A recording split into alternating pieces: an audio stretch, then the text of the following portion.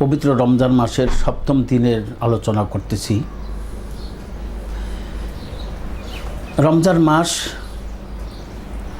এই উম্মতের জন্য ভাগ্য পরিবর্তনের মাস। যেহেতু এই মাসের মধ্যে একটি রাত্র আছে যেই রাত্র হাজার মাসের থেকে উত্তম। তো আল্লাহ সুবহানাহু ওয়া তাআলা এই মাসে গুনাহ মাফ করে দিবেন। সাধারণ ক্ষমার মাস এই মাস। তবে হাদিসে পাকের মধ্যে আছেন, রোজা রেখে যদি তিনটা গুনাহে জড়িত থাকে তো সে যদি রোজা রাখেও তারপর তার আল্লাহ তাআলা রোজা কবুল করবেন না। তিনটা গুনাহ, এক নম্বরের গুনাহ হলো মদ খাওয়া, জেনা করা। মদ এমন একটি খারাপ নেশা যেটার দ্বারা ঈমান পর্যন্ত চলে যায়। যেন রোজা রেখে যদি সে রোজার মাসে মদ খাইলো, জেনা করলো, পাপাচারে লিপ্ত থাকলো, জুলুম করলো, তাহলে হাদিস পাকের মধ্যে আছেন তার রোজা তো হবেই না, রোজা আল্লাহ পাকের কাছে কবুল তো হবেই না, বরং আগামী রমজান পর্যন্ত আল্লাহ তাআলা এবং আল্লাহর ফেরেশতা এবং সমস্ত মখলুকাতের লানত অভিশাপ তার উপরে পড়তে থাকবে। এই জন্য রোজা অবস্থায় আমরা কোনোভাবেই পাপাচারে লিপ্ত হব না।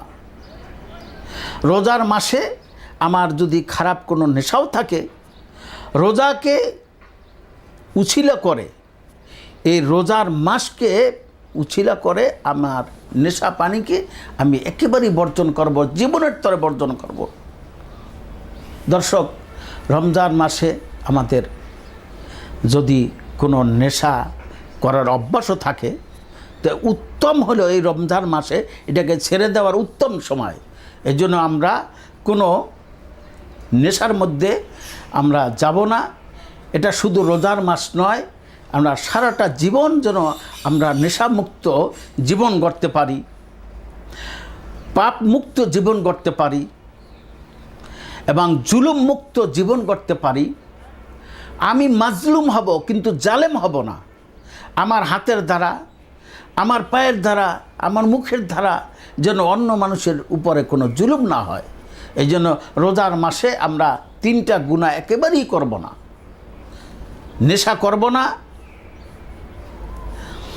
জেনা করব না এবং মিথ্যা গীবাত শিকায়ত করব না। তাহলে আপনার রোজাটা এমনভাবে হবে যে রোজার কারণে আল্লাহ সুবহানাহু ওয়া তাআলা আপনার আমার অন্তরকে এমনভাবে পরিশুদ্ধ করে দিবেন যে ঘোষণা আছে, যেই ব্যক্তি রোজা রাখবেন তাকে আল্লাহ তাআলা শাওয়াল মাসের চাঁদ ওঠার সঙ্গে সঙ্গে তাকে বলে দেওয়া হয় যে তুমি এখন নিষ্পাপ, তোমার কোনো পাপ নাই, তুমি পুত এবং পবিত্র, তুমি এখন থেকে তুমি তোমার নূতন জীবনকে তুমি গড়ে নাও, তোমাকে আল্লাহ তাআলা ক্ষমা করে দিয়েছেন।